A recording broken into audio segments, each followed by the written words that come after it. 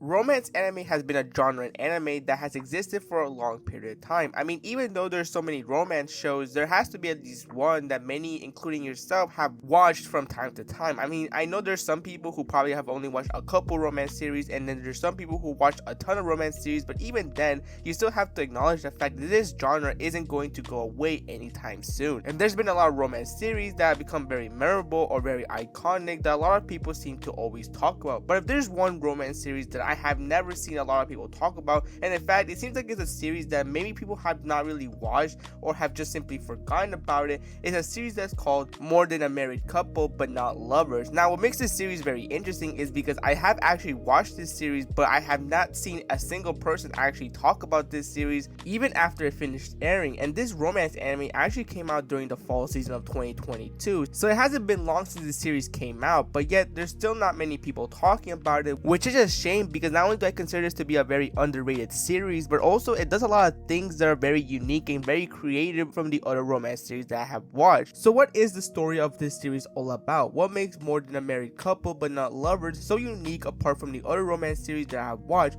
Well, actually it's very interesting. You see, the story is actually about our protagonist named Jiro, who isn't as sociable as the other kids in his class. Not only that, but he's also not popular as well and always ends up being alone. But of course, it's something that Jiro isn't really surprised about, and it seems that he's gotten used to this kind of lifestyle. But very quickly we get to find out that he actually does have somebody that he's very interested in, and that is his childhood friend named Shiori, who is somebody that's in his class and he wants to be with her. And what better time, since it's announced in his school there's actually going to be a very special program called the Marriage Practical, in which a boy and a girl are chosen by random to be acting like a married couple. Of course, Jiro is excited about this because he hopes he could be paired up with Shiori. However, things don't turn out the way he wanted, as she is assigned with another boy in his class who is not only popular but also very attractive as well, whose name is Minami. And to make things even more complicated, Jiro is assigned with another girl in his class that is the complete opposite of him, and her name is Akari. Unlike Jiro, who is very socially awkward and doesn't have a lot of friends and isn't outgoing as the other members of his class, Akari is the complete opposite. Not only does she have her own group of friends, but she's also very expressive and doesn't try to hide how she truly feels, and that is exactly what happens when she shows just how unhappy she is at the fact that she was paired up with Jiro, since she wanted to be paired up with Minami, the guy that was paired up with Jiro's childhood friend. And as a result of this, both Jiro and Akari decide to agree that once they are able to reach the top of the leaderboard, they are no longer going to be a married couple, because as it turns out, the people who are on top of the leaderboard later get the right to choose the person they want to act like a married couple. So with this information in mind, both Akari and Jiro decide to try to get along with each other so that they both could be with the person that they want to be with. And I think this is a very creative concept, as this point system makes you wonder if the romance between Jiro and Akari is legit, or is it just simply being done in order to rack up points. It's kind of one of those things where there's moments in this series in which you really don't know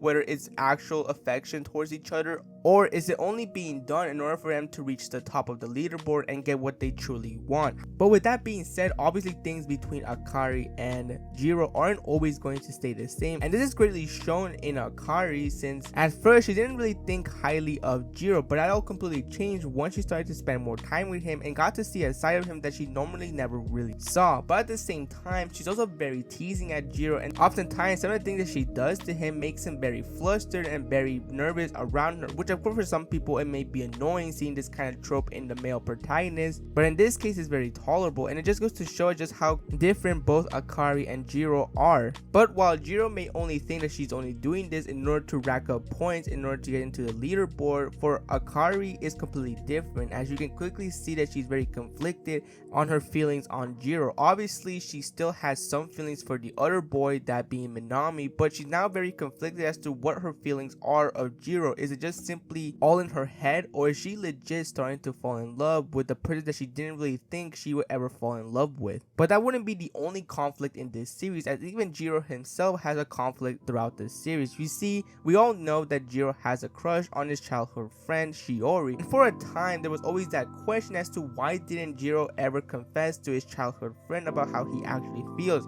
This question will actually be revealed during a flashback in which he remembers that there was actually a point in time in his life where he was actually about to confess his feelings for Shiori.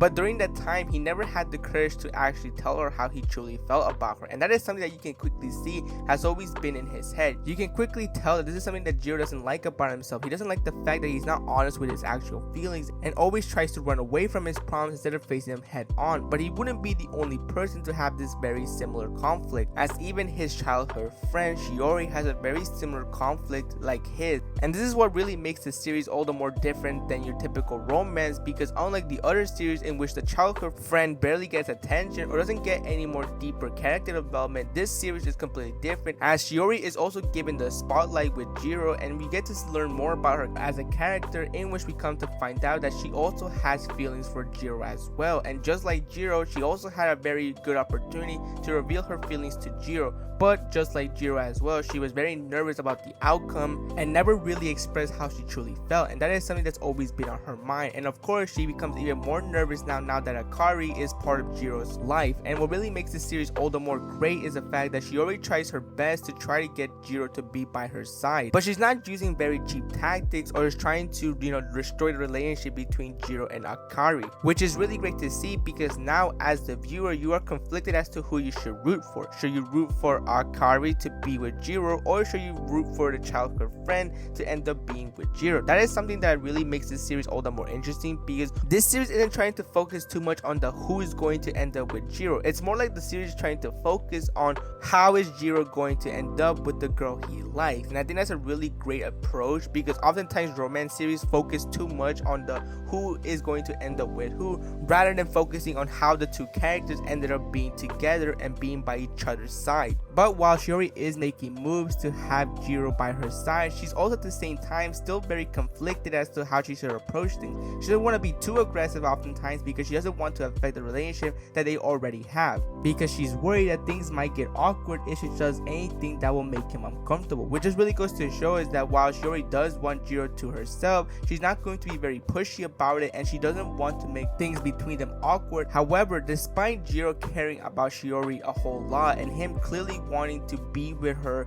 that doesn't mean that he's neglectful of Akari. It's clear that even though his priorities are to get with Shiori, he's not going to forget about Akari, because she's also somebody that he needs to look out for, because they're in it together. Which just goes to show us just how much of a caring person Jiro is. Sure, he may get flustered, he may get nervous around the girls that he is with, but he is very kind, and it's very clear that he's always going to be there for them whenever they need him. And I think at these moments he's very conflicted as to how he should approach things. While he does still have feelings for Shiori, he's very confused as to what his viewpoints on Akari is. He doesn't really fully understand how he actually feels about Akari. Is she just somebody that's going to help him with his main goal of getting with Shiori, or is she somebody that he's starting to deeply care about and maybe have potential feelings towards her?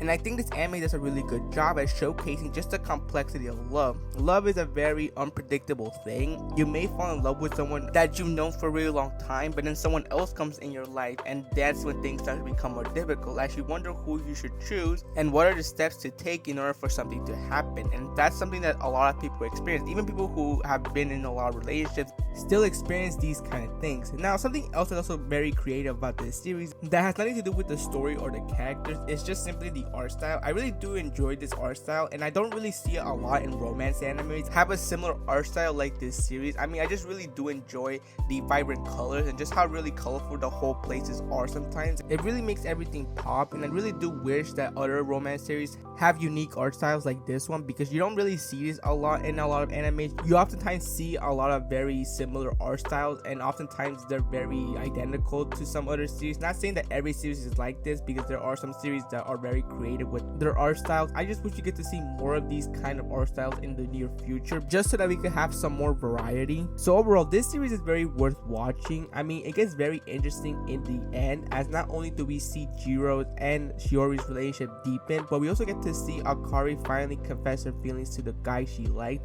this being Minami, in which in the end Minami reveals that he's not really interested in a relationship right now, and that's not his first priority, but encourages her to go to the other person that she's interested in, because he was very quick to know that she had some sort of feelings for Jiro. Then the anime pretty much ends things open-ended, as both Akari and Shiori realize that they're both after the same person, And I think that's really interesting because it pretty much just shows us that there's more to come with these two, that there's just clearly not the end of their battle. And hopefully we do get a season 2 because this series is really interesting. I could pick up and read the manga, which I may do in the near future, since I am really interested as to where things are heading now that this is pretty much the turning point of the story. But overall, I highly recommend you watch this series if you are interested in. It's not your generic romance anime. There's a lot of things in this series that will get your attention, and hopefully this series does get more attention because I think it deserves it. It's one of those series that I feel like a lot of people ignored or just didn't have time to watch because there were just other things that were airing during the fall season of 2022. So yeah, that's pretty much the entire video. I hope you enjoyed it, and I'll see you